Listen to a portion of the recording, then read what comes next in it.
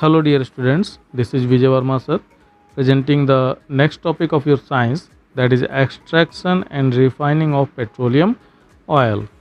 Dear students, in last class we have read about fossil fuels, in which we have read coal and petroleum and natural gas, and today we are going to read extraction and refining of petroleum oil. So let's begin.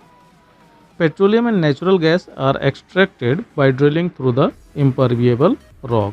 Petroleum और natural gas ये जो है impermeable rock में drill करके निकाले जाते हैं, drilling के द्वारा निकाले जाते हैं. Petroleum oil is separated into useful substances through a process called refining of petroleum. Petroleum oil को सेपरेट किया जाता है यूजफुल सब्सटेंसेस में, ठीक है, यूजफुल सब्सटेंसेस में थ्रू अ प्रोसेस, एक प्रोसेस के द्वारा जिसको कि रिफाइनिंग ऑफ पेट्रोलियम कहा जाता है. This is done in oil refineries. ये प्रोसेस जो है ऑयल रिफाइनरीज में किया जाता है. In this process petroleum is heated to temperatures about 400 degree centigrade and introduced in the fractionating column. इस प्रोसेस में पेट्रोलियम को गर्म किया जाता है लगभग 400 डिग्री सेंटीग्रेड तापमान तक, और इसको एक फ्रैक्शनेटिंग कॉलम में ले जाया जाता है, which is a tall cylindrical structure fitted with horizontal trays, जो कि एक टॉल सिलेंड्रिकल स्ट्रक्चर होता है जिसमें बीच बीच में हॉरिजॉन्टल ट्रेज लगे होते हैं, ठीक है. As the vapour of petroleum rise inside the fractionating column, जैसे जैसे पेट्रोलियम के जो वेपर हैं वे फ्रैक्शनेटिंग कॉलम में राइज होते हैं, मतलब ऊपर की तरफ उठते हैं. They cool and condense at different height. वो अलग अलग ऊंचाइयों पे ठंडे होते हैं और कंडेंस होते हैं depending on their boiling points, जो कि उनके बॉइलिंग पॉइंट पे डिपेंड करता है. And are collected in different trays, और वो अलग अलग ट्रेज में जो है इकट्ठा हो जाते हैं. Uncondensed hydrocarbons, that is petroleum gas, pass out of the column. जो अनकंडेंस हाइड्रोकार्बन होता है, जिसको कि पेट्रोलियम गैस भी बोलते हैं, ये जो है कॉलम से पास कर जाता है, मतलब बाहर निकल जाता है. The refining process is also called fractional distillation of petroleum. ये जो रिफाइनिंग प्रोसेस होता है इसको फ्रैक्शनल डिस्टिलेशन ऑफ पेट्रोलियम भी बोला जाता है. The main products obtain are shown in figure 5.5. जो मेन प्रोडक्ट बनते हैं इस रिफाइनिंग प्रोसेस के दौरान ये फिगर 5.5 में दिखाया गया है. Let's see the figure. Students, in this figure you can see a cylindrical structure in which crude oil is heated at 400 degree centigrade and there is a boiler. आप एक boiler देख सकते हैं जिसमें कि क्रूड ऑयल को लगभग 400 degree centigrade पे गर्म किया जाता है. इस फिगर में आप डिफरेंट ट्रेज को भी देख सकते हैं और अलग अलग चैम्बर बना हुआ है. यहाँ पे देखिए 400 डिग्री सेंटीग्रेड पे लुब्रिकेटिंग ऑयल निकलता है जो कि लुब्रिकेशन में यूज़ किया जाता है. फॉर एग्जांपल पैराफिन वैक्स जो कि यूज्ड इन कैंडल में यूज़ होता है, ऑइंटमेंट में यूज़ होता है और पेट्रोलियम जेली के तौर पे यूज़ होता है, ठीक है. दूसरा fuel oil for power station and ship. Power station और शिप के लिए जो है फ्यूल ऑयल प्राप्त किया जाता है. फिर उसके ऊपर देखिए डीजल प्राप्त होता है, used as a fuel in heavy motor vehicles and generators. ये हैवी मोटर व्हीकल और जनरेटर में यूज़ किया जाता है. फिर उसके ऊपर कैरोसिन ऑयल प्राप्त किया जाता है, used as a fuel in lamp and stove, जो कि लैंप और स्टोव में फ्यूल के रूप में यूज़ किया जाता है और जेट फ्यूल के रूप में भी इसको यूज़ किया जाता है. और इसके ऊपर पेट्रोल प्राप्त होता है, ठीक है, used as fuel in automobiles, in dry cleaning etcetera. ये फ्यूल के रूप में यूज होते हैं ऑटोमोबाइल में, साथ साथ इसको ड्राई क्लीनिंग के प्रोसेस में भी यूज़ किया जाता है.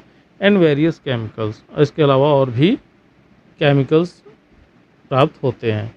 और लास्ट में पेट्रोलियम गैस, ठीक है, used as domestic fuel in its liquefied form.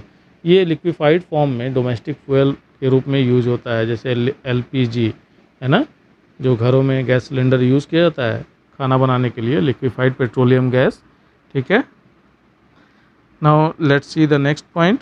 Natural gas consist mainly of methane, it has the following main uses. Natural gas जो होता है वो मुख्य रूप से मीथेन का बना होता है, जो कि जिसके कुछ यूजेस दिए हुए हैं।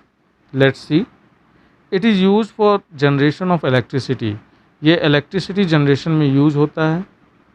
Compressed natural gas that is CNG is used as fuel. ठीक है, कंप्रेस्ड नेचुरल गैस जिसको कि CNG बोलते हैं, ये नेचुरल फ्यूल के रूप में यूज़ किया जाता है in automobile as it is more environment friendly than petrol और डीजल। ठीक है, ये ऑटोमोबाइल्स में CNG जो है एक फ्यूल के रूप में यूज होता है क्योंकि ये इन्वायरमेंट फ्रेंडली है पेट्रोल और डीजल के अपेक्षा। ठीक है, क्योंकि पेट्रोल और डीजल अगर जलते हैं तो वो जो है इन्वायरमेंट में पॉल्यूशन कॉज करते हैं, जबकि नेचुरल गैस जो है CNG ये इन्वायरमेंट के लिए जो है पॉल्यूशन कॉज नहीं करते हैं, इसलिए ये यूजर फ्रेंडली हैं या मोर इन्वायरमेंट फ्रेंडली बोला जा सकता है इसको। It is used as domestic fuel and is transported to house via gas pipelines, ये डोमेस्टिक फ्यूल्स के रूप में भी यूज़ किए जाते हैं। ठीक है, और या तो इसको ट्रांसपोर्ट किया जाता है गैस पाइपलाइंस के द्वारा घरों में। It is use in production of ammonia, ammonia के प्रोडक्शन में यूज़ किया जाता है नेचुरल गैस का। It is use to produce hydrogen, natural gas का उपयोग हाइड्रोजन के प्रोडक्शन में भी किया जाता है। It is use in manufacture of steel, steel के मैन्युफैक्चर में, ग्लास, प्लास्टिक और दूसरे प्रोडक्ट के मैन्युफैक्चरिंग में भी नेचुरल गैस का उपयोग किया जाता है। Now let's read limitation of fossil fuel. Fossil fuel का लिमिटेशन क्या है इसके बारे में हम लोग पढ़ेंगे। The two main limitation of fossil fuel are their limited availability in nature and the air pollution cause due to their use. दो मुख्य लिमिटेशन फॉसिल फ्यूल का है, जो कि पहला है उसमें इसकी लिमिटेड अवेलेबिलिटी नेचर में, और दूसरा air pollution cause due to their use, उसके उपयोग के द्वारा जो एयर पॉल्यूशन कॉज होता है। ठीक है, तो फर्स्ट हम लोग पढ़ेंगे limited availability.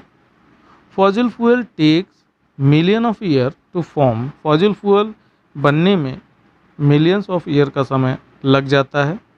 If we run out of the existing stock of these fuel, we will not get more until natural process have regenerated them। ठीक है, अगर फॉसिल फ्यूल को हम बहुत ज़्यादा मात्रा में यूज़ करेंगे और अगर इसका जो स्टॉक है वो अगर ख़त्म हो जाता है तो दोबारा से ये हमें प्राप्त नहीं होगा जब तक कि नेचुरल प्रोसेस के द्वारा इनका निर्माण ना हो। ठीक है, और इसके निर्माण में लाखों करोड़ों साल लग जाते हैं। ठीक है, तो हमारे लिए इसको दोबारा प्राप्त करना मुश्किल हो जाएगा। ठीक है, दूसरा है एयर पॉल्यूशन, वायु प्रदूषण। ठीक है, use of fossil fuel add many undesirable substances called pollutants in the atmosphere. Fossil fuel का यूज करना जो है हमारे एटमॉस्फेयर में कई अनडिजायरेबल सब्सटेंस को ऐड कर देता है, इसको कि पॉल्यूटेंट्स बोलते हैं। ठीक है, these pollutant adversely affect the life of organism. ये जो पॉल्यूटेंट है ये ऑर्गेनिजम्स के या जीवों के लाइफ को काफ़ी अफेक्ट करता है। Pollutant can be in the form of particle और गैसेस, पॉल्यूटेंट या पार्टिकल के फॉर्म में हो सकता है या गैसेस के फॉर्म में हो सकता है। Some of the main air pollutant and their harmful effect are given below. कुछ जो है मुख्य एयर पॉल्यूटेंट और उनके हार्मफुल इफ़ेक्ट नीचे दिए हुए हैं, जिसके बारे में अभी हम लोग पढ़ेंगे। Let's see, carbon monoxide is a colourless, odourless and tasteless gas. Carbon monoxide यह एक कलरलेस मतलब रंगहीन, ऑर्डरलेस मीन्स गंधहीन, एंड टेस्टलेस और स्वादहीन गैस है। It is produced by incomplete combustion of fossil fuel. ये जो है फॉसिल फ्यूल के इनकम्प्लीट कम्बशन के द्वारा प्राप्त होता है। ठीक है, exposure to carbon monoxide can cause headache and dizziness and can even lead to coma and death. ठीक है, अगर कार्बन मोनोऑक्साइड का एक्सपोजर होता है, मतलब कार्बन मोनोऑक्साइड के संपर्क में हम आते हैं, तो ऐसे कंडीशन में हेडेक हो सकता है, सिर दर्द हो सकता है, डिजीनेस मतलब सुस्ती आ सकती है। इसके अलावा अगर बहुत ज़्यादा मात्रा में कार्बन मोनोऑक्साइड का संपर्क हो जाए तो कोमा में भी पेशेंट जा सकता है और डेथ भी होने के चांसेस होते हैं। ठीक है, तो कार्बन मोनोऑक्साइड काफ़ी खतरनाक है। Carbon dioxide levels in the atmosphere have increased due to the widespread combustion of fossil fuel। ठीक है, काफ़ी अधिक मात्रा में फॉसिल फ्यूल के जलाने से एटमॉस्फेयर में कार्बन डाइऑक्साइड गैस का भी लेवल जो है इंक्रीज होता है ना। काफ़ी मात्रा में कार्बन डाइऑक्साइड भी जो है हमारे एटमॉस्फेयर में मिक्स हो जाती है। This can lead to an increase in the global average temperature. ठीक है, और कार्बन डाइऑक्साइड के अधिक मात्रा में बढ़ जाने से जो हमारा अर्थ का टेम्परेचर है वो इंक्रीज कर जाता है, जिसको कि ग्लोबल वार्मिंग भी बोलते हैं। This phenomena is called global warming, दिया भी है, इस फेनोमेना को हम ग्लोबल वार्मिंग बोलते हैं। It can cause the meeting of polar ice cap it can cause the melting of polar ice caps and glacier resulting in a rise in sea level and submerging of coastal area. इसके परिणाम स्वरूप जो है, जब हमारे अर्थ का temperature बढ़ जाएगा तो पोलर आइस कैप, जो पोलर रीजन में पाए जाने वाले बर्फ़ के पहाड़ हैं, ठीक है, या बर्फ़ हैं, वो गर्मी से जो है पिघलने लगेंगे और इसके परिणाम स्वरूप जो सी लेवल है, समुद्र का जो समुद्र का जो लेवल है, समुद्र के पानी का लेवल वो बढ़ जाएगा, जिसके वजह से समुद्र के किनारे के एरिया में काफ़ी बाढ़ आने की संभावना हो सकती है, या समुद्र के किनारे के एरिया जो है नष्ट हो सकते हैं। ठीक है, now read the next point. The oxide of sulphur and nitrogen are release when coal is burn. ठीक है, जब कोयले को जलाया जाता है तो नाइट्रोजन और सल्फर का ऑक्साइड, ठीक है, नाइट्रोजन ऑक्साइड और सल्फर ऑक्साइड ये रिलीज होता है। Use of fossil fuel such as petrol and diesel also releases nitrogen oxides. ठीक है, फॉसिल फ्यूल का उपयोग करना जैसे कि पेट्रोल और डीजल का, ये भी जो है नाइट्रोजन ऑक्साइड गैस को रिलीज करता है। These gases react with oxygen and water vapour present in the air. ये जो गैसेज हैं ये ऑक्सीजन और वाटर वेपर जो कि हवा में मौजूद होता है उससे रिएक्ट करते हैं। Produce dilute solution of sulphuric acid and nitric acid, जो कि सल्फ्यूरिक एसिड और नाइट्रिक एसिड का डाइल्यूट सोल्यूशन को प्रोड्यूस करते हैं।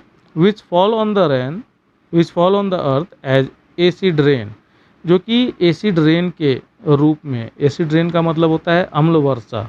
ठीक है, तो एसिड रेन के रूप में हमारे अर्थ पे दोबारा फॉल होते हैं, गिरते हैं। And damage plants, aquatic life, soil and building, जो कि पौधों को नुकसान पहुंचाते हैं।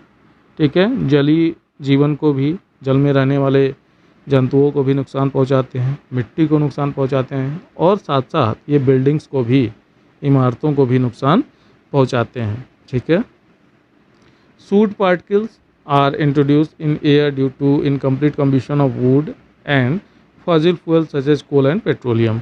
सूट पार्टिकल, सूट का मतलब होता है कालिक, है ना, तो कालिक के जो पार्टिकल हैं ये भी incomplete combustion of fossil fuel, मतलब वुड और फॉसिल फ्यूल के इनकम्प्लीट कम्बशन के द्वारा हमारे एटमॉस्फेयर में, हमारे एयर में जो है ये कालिक के पार्टिकल भी रिलीज हो जाते हैं। ठीक है, जैसे कि अगर हम कोल या पेट्रोलियम या वुड को अगर हम जलाते हैं तो ऐसे कंडीशन में हमारे एटमॉस्फेयर में कुछ कालिक के पार्टिकल भी जो है रिलीज होते हैं। These particle can enter our bodies when we breathe and trigger asthma attack. ये जो पार्टिकल्स हैं ये जब हम सांस लेते हैं तो हमारे बॉडी के अंदर इंटर कर जाते हैं और हमें अस्थमा अटैक आने का खतरा हो सकता है। And called wheezing, coughing and respiratory irritation. ठीक है, जिस वजह से जो है खांसी और सांस का फूलना और रेस्पिरेटरी इरिटेशन हो सकता है। ठीक है students, now let's read conservation of fossil fuel. Fossil fuel के कंजर्वेशन के बारे में हम लोग पढ़ेंगे, संरक्षण के बारे में। Keeping in mind the limitation of fossil fuels, the need of the hour is to conserve them to the extent possible. ठीक है, फॉसिल फ्यूल के लिमिटेशन को ध्यान में रखते हुए, ठीक है, हर घंटे इस चीज़ की ज़रूरत है कि हम फॉसिल फ्यूल को जितना अधिक हो सके अधिक से अधिक कंजर्व करें। ठीक है।